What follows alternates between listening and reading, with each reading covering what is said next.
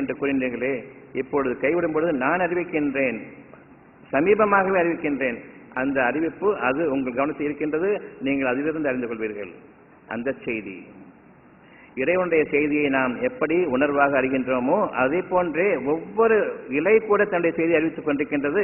நான் பராமுகமாக இருக்கின்றேன், என் இறைவனே எனக்கு நல்லறிவை கொடு.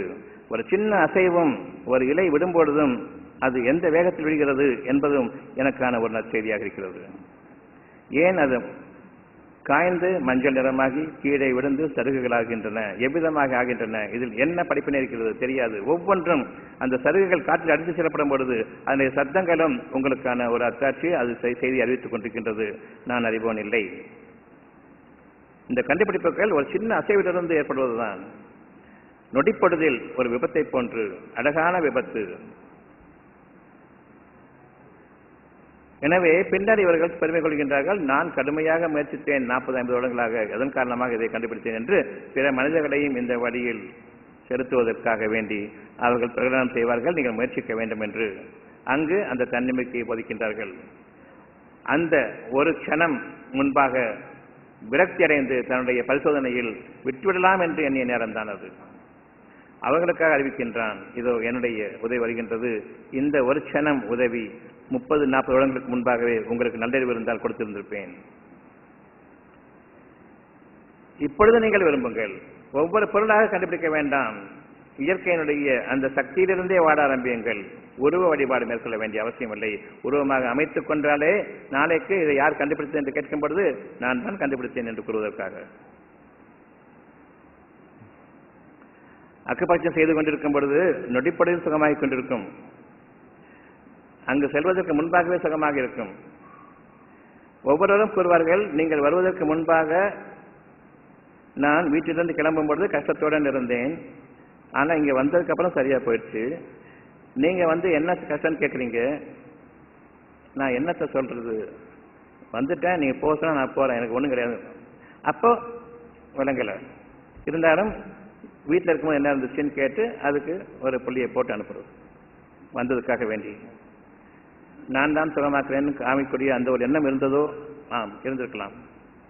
இருந்தாலும் உள்ளத்தில் நான் கொண்டிருக்கிற பிரார்த்தனை, என் இறைவனே என்னுடைய வாழ்க்கையை லேசாக்கி கொடு என்று மட்டும் கேட்டேன். ஒவ்வொரு பேஷண்டா பார்த்து அவங்களுக்கு அரை நிமிடம் செலவழிப்பது பெரும் கஷ்டமாக இருக்கிறது, 1/4 நிமிடம் செலவழிப்பது இன்னும் கஷ்டமாக இருக்கின்றது. எனக்கு லேசாக்கி கொடு என்று கேட்டதன் விளைவுதான். இவ்வளவு பேர் மத்தியில் 1 மணி நேரத்தில் அவ்வளவு பேருக்கும் சுகம் கொடுத்து அனுப்ப முடியும் என்ற இறைவனுடைய வாக்கு. நீங்கள் பெருமையை விட்டீர்கள்.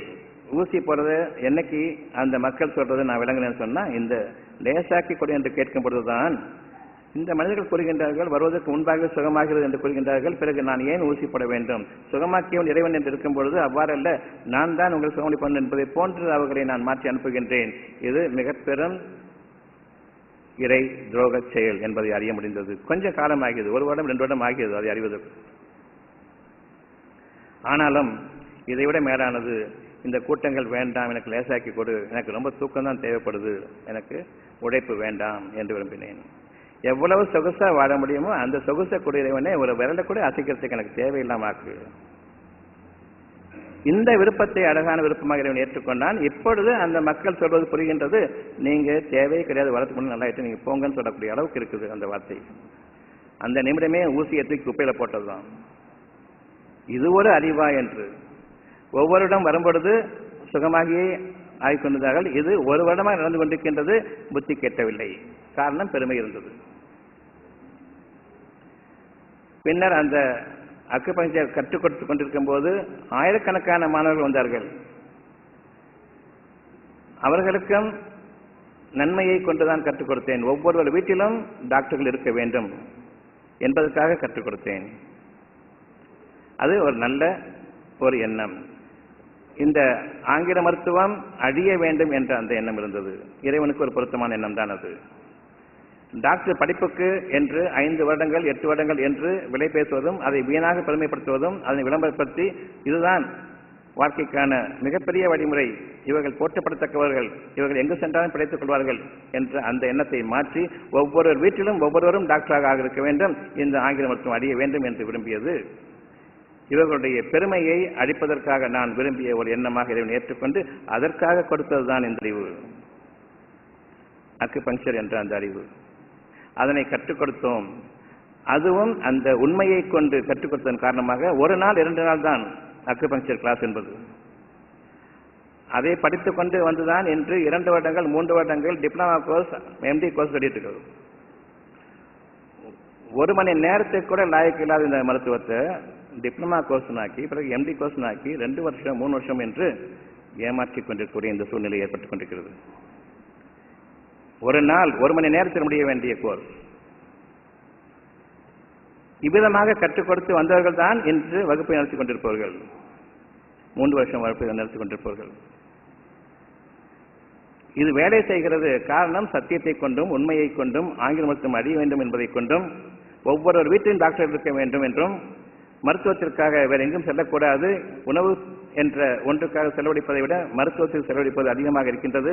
அது மட்டுமல்ல, சுகமானாலும் சரி வேதனையில் அதிகமாவதற்காக வேண்டி இவர்கள் தங்கள் செல்வத்தை எல்லாம் கொடுத்து வேதனை விலைக்கு வாங்குகிறார்கள் என்ற அந்த ஒரு எண்ணத்தின் காரணமாக அது அடிக்கப்பட வேண்டும் என்பதற்காக சொல்லிக் கொடுத்ததுதான், எந்த விதமான கூலியையும் இவர்களிடம் எதிர்பார்க்காமல்.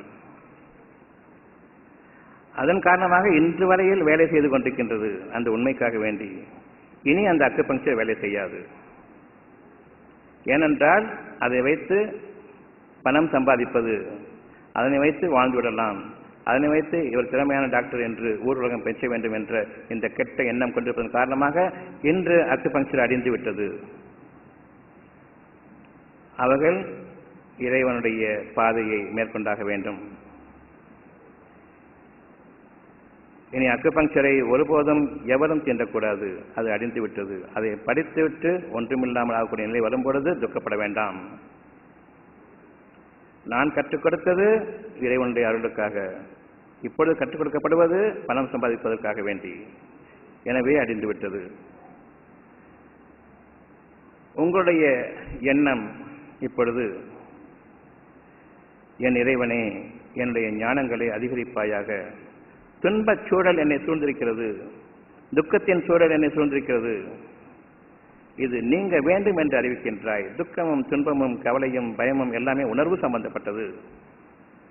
இந்த வகையில் நான் இப்பொழுது கஷ்டப்பட்டுக் கொண்டிருக்கின்றேன் என் மனதில் சொல்ல முடியாது.